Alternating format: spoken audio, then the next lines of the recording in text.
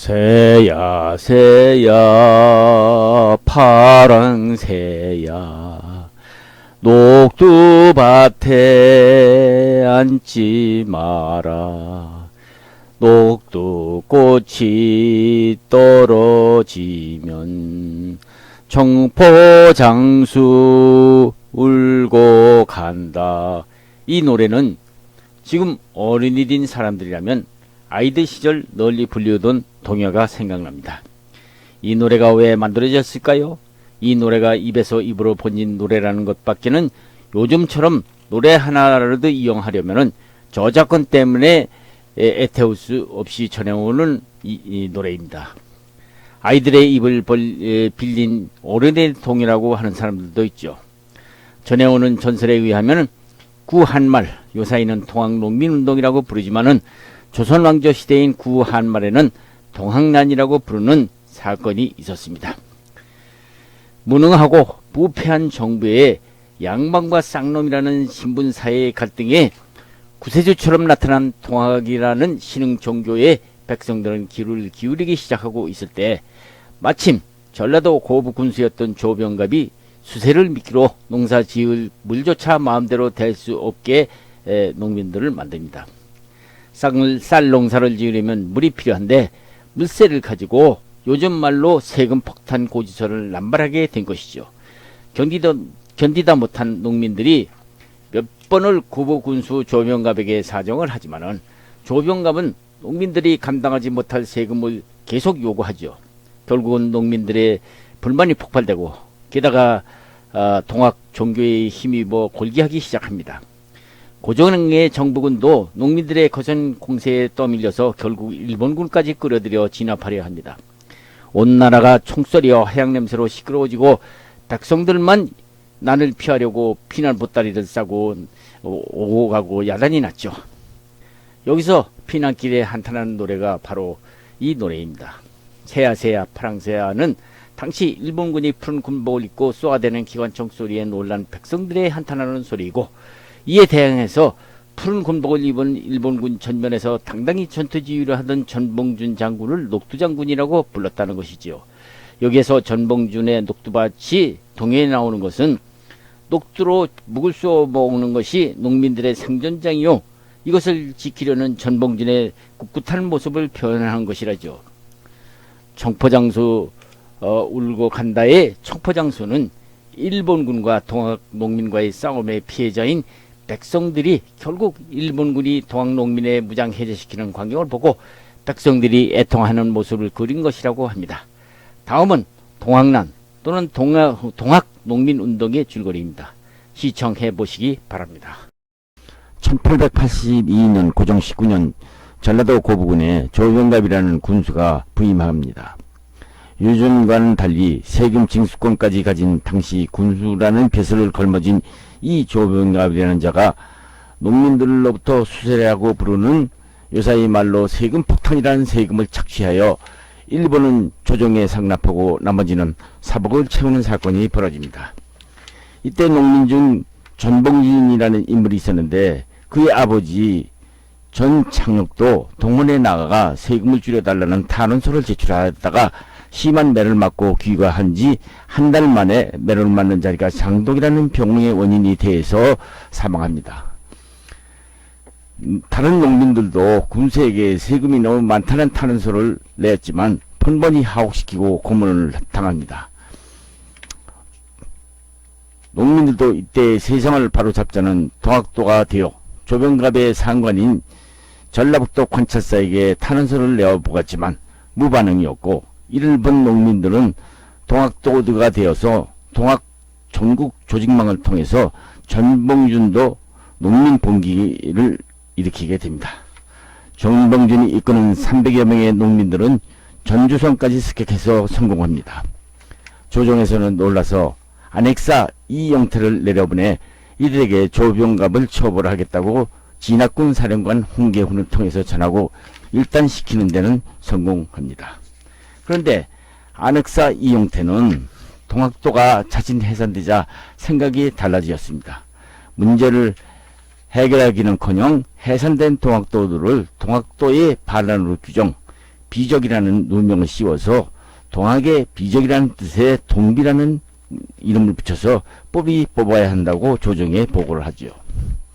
문제는 조선왕조의 고질적 병폐인 토지제도와 세금 정책이 그 원인이라는 것을 알고 있으면서도 뿌리 깊은 세도 정치를 손을 못 대고 있었던 조정이 문제였습니다. 토지는 양반과 지주들이 수만석씩 쌀고도 쌀이 남아 돌아갔어도 정작 직접 농사를 짓는 소작인들에게는 80% 내지 90%의 소작료로 밀렸습니다. 따라서 농민들은 죽어라고 농사 지어보아야 봄철 춘궁이가 되면 굶어 죽는 사람이 생기기까지 했습니다. 그런데도 국가에서는 양반들이나 지주들의 이런 행포를 제한하거나 농민들의 소작료의 고충을 들어주려는 생각은 아예 하지도 않았습니다. 그러므로 농민들은 이러한 평등치 못한 제도에서 벗어나려고 밀란을 일으켰으나 번번이 좌절되고 말았습니다. 양반과 지주들은 이러한 농민들의 봉기를 경원시했고 농민들은 때마침 동학의 기치를 높이던 평등사상에 매료되어 집강소 활동을 통해서 신분제도와 토지제도의 불평등을 해소하라고 하였죠. 동학난이 터지자 제일 먼저 반긴 사람들은 노비와 백성들이었습니다. 노비들은 관청의 노비 문서부터 불태웠고 백성들은 패랭이 모자를 벗어 집어던지고 일반 농민들과 같이 행세하고 다녔습니다. 또 소작농들은 과도한 소작료나 고리채를 내지 않고 이를 거부하거나 국가의 수탈에 저항했습니다. 그래서 직강소야말로 그들에게는 성지나 다름없었습니다. 전봉준이 있는 전주 직강소는 직강소의 총본부로서 대도소라고 부르고 각지에서 직강이 있었는데 호남 지방에 직강 활동 부대를 두고 있는 전주, 고부, 고창, 부안, 영암, 해남, 보성, 순천, 광주, 순창, 남원, 장수, 금산,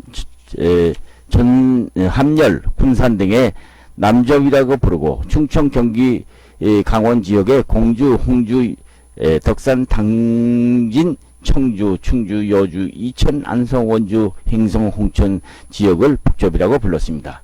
전봉주는 남접 직결지를 산이라고 하고 봉기하기로 하고 북접 직결지는 충청도 청산으로 하고 북접 직강소인 손병희 접주가 봉기하기로 하였으죠.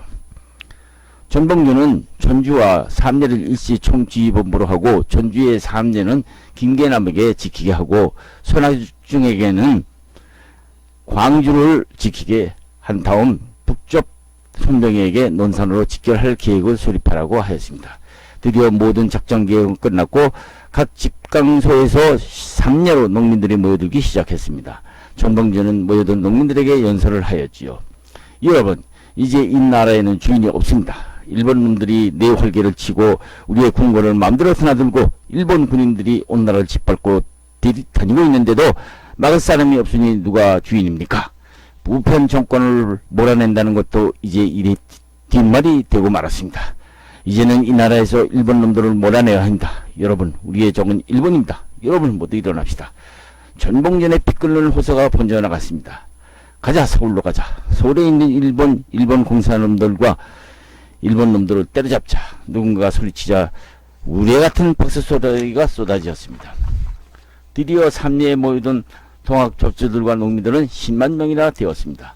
모이던 농민 말고도 각 지역에서 전라도까지 오지 못하는 접주들은 직강별로 동학군을 만들었죠. 전주에서도 동학 농민군들이 방을 써붙이고 항일투쟁을 호소했습니다. 이에 안성, 밀양, 하동, 사천, 고성 등지에서도 자체적으로 동학군을 편성 항일투쟁을 선언했죠.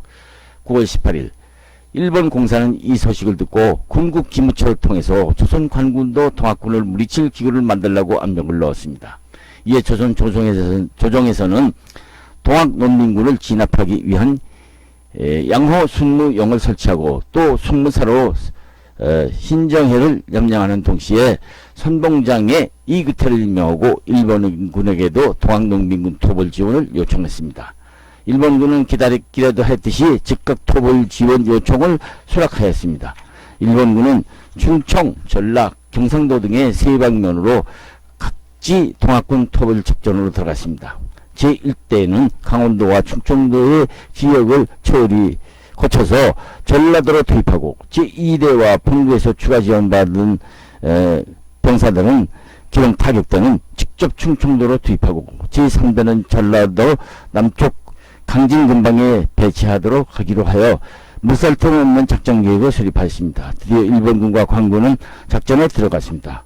세 방면으로 향하는 작전 지역인 상주, 이천, 안성, 진천 등에서 관군과 일본군의 무자비한 습격으로 많은 사상자가 발생되었답니다.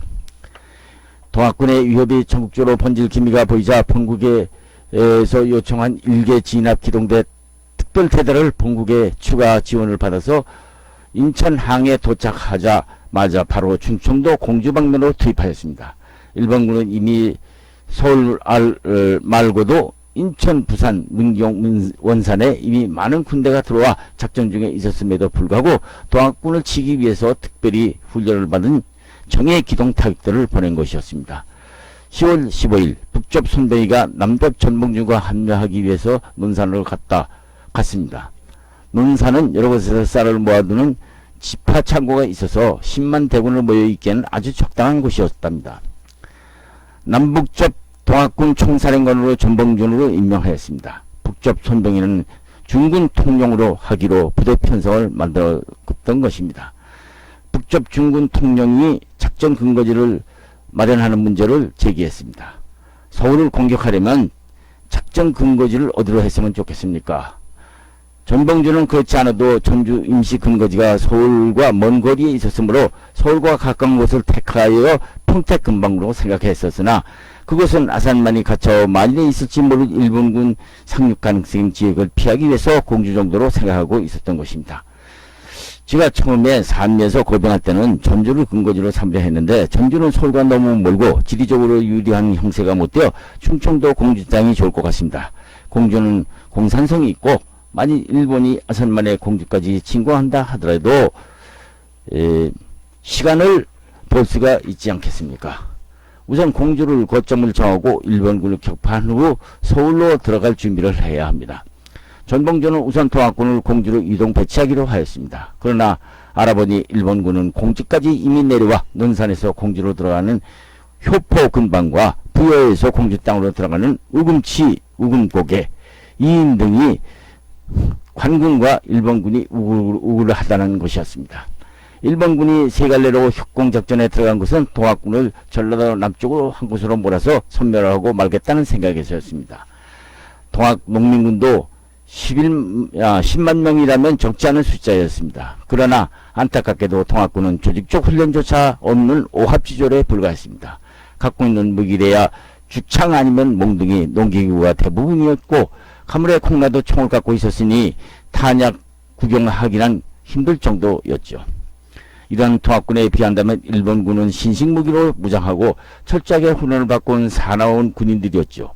청나라군까지 격파한 실력이니 말입니다. 동학군은 공주로 돌아간 세 갈래 길에서 효포와 김하산을 배경으로 공주를 공격하기로 가락을 잡았습니다. 동학군이 화운마을에 도착했을 때 잠복 중인 일본군의 사격으로 공주 점령은 실패하고 많은 사상자가 발생하였습니다. 동학군은 일단 물러서지 않을 수 없었죠. 중군 통령 손병희가 전봉준에게 작전 계획을 바꿀 것을 건의해 왔습니다. 우리가 효포를 택한 것이 잘못된 것 같습니다. 지형을 보니 많은 부대가 이동하기에는 적합지 않습니다. 통령의 의견은 어찌하는 게 좋겠습니까? 일본군과 관군의 세가 강하니 전주에 있는 김계남 벽지에게 연락 지원군을 보충받아서 산이 험한 우금치를 택함이 좋을 듯 합니다. 김계남이 5천 병력이 전주를 떠나면 일본군과 관군이 그곳을 공격 임시 근거지조차 뺏기면 어찌하려고 그러십니까? 장군, 우리가 지금 목표로 하고 있는 것은 서울입니다. 서울에 있는 일본군을 몰아내는 데 있지 않습니까? 그렇긴 하고만 전봉준은 전주가 함락되면 자기의 정신적 지지가 무너지는 듯한 기분이었기에 가급적이면 김계남을 전주에 머무르기를 바라고 있었던 것입니다. 장군, 결단을 내리십시오. 도말할 것 없이 목숨을 걸고 싸움에 임한다는 배수지진의 고사를 염두에 두어야 합니다. 대답이 없었다. 결국 전주에 남아있던 김계남의 5천 병력이 공주 남쪽으로 합류하였습니다. 김계남의 지원군의 힘을 받아 다시 공주성 공략을 위해 우금치 고개로 진군하였으나 관군과 일본군의 최신 무기인 기관총에 많은 살상전을 내고 다시 물러나왔습니다. 싸움은 거의 일주일이나 계속되었습니다. 동학군은 거의 2차례나 공격을 시도했지만은 희생자만 남기고 더 이상 나갈 수가 없었습니다. 또다시 3번째 공격을 시도했지만 희생자만 늘어났습니다. 군사를 점점 점검해보니 3,000명도 빡 되지 않았습니다. 남은 한 사람까지 싸우자. 전봉주는 군사들을 더 통제했으나 불과 500명에 불과한 동학군은 결국 패주하기 시작했습니다. 일본군과 관군은 동학군을 무서운 기세로 추격하였습니다. 동학군은 거듭하면서 전주, 태인을 거쳐서 금고에까지 후퇴하였다가 일본군은 동학군을 닥치는 대로 잡아 죽이고 가는 곳마다 동학 간부 접주라면 무조건 잡아 처형했습니다. 싸움은 고종 32년 1월 9일로 끝이 났습니다. 동학군은 싸움을 결의했던 원평에서 모두 해산되고 말았죠. 전봉주는 입암 산성으로 몸을 피하여 다시 동지들과 의논을 하였으나 답답한 나머지 변장하고 서울 사정을 알아보려고 순창으로 나갔다가 민병에게 잡히고 말았습니다. 그의 목에는 1,000냥의 현상금이 붙어 있었던 것입니다. 전봉주는 관군에게 넘겨져서 서울로 압송되었고 그를 따르던 동학교도들도 숨어있다가 매일같이 관군과 일본군에게 잡혀 죽임을 당했습니다. 전봉주는 고종 32년 3월 29일 사형을 당하고 말았습니다. 나이가 42살이었죠. 당시 일어났던 동학군의 혁명이 실패하자 제일 먼저 실망한 사람은 대영원군이었던 것입니다. 조선 왕국을 나라답게 일으켜보려 했던 흥선대원군.